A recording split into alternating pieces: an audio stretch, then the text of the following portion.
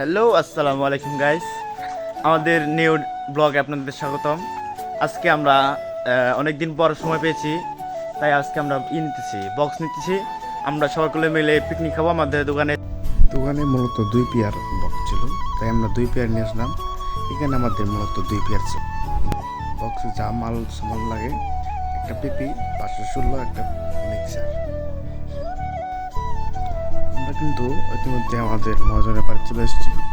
আজকে মূলত কোনো অনুষ্ঠান নেই, আমরা নিজেরাই নাচানাচি করবো। বক্স নিয়ে যাচ্ছি। এবার আমাদের মাল ছেড়া হবে কিছুক্ষণের জন্য ভ্যানের উপরে। তার আগে কিন্তু আমাদের বক্স রাখার জন্য মাচা করতে হয়। সে মাচা কিন্তু আমরা পুরান টেবিলে ছিল ঘরে। এই পুরান টেবিলগুলোতে মাচা করতেছি। আর মাচা করা শেষ হলে আমরা বক্স তুলে ধরবো।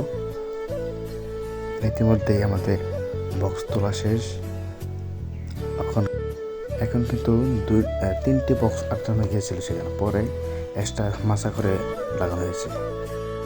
ফাইনালি আমাদের বক্সের দিনের বেলা সাউন্ড এরকম আপনারা একটা শুনেন।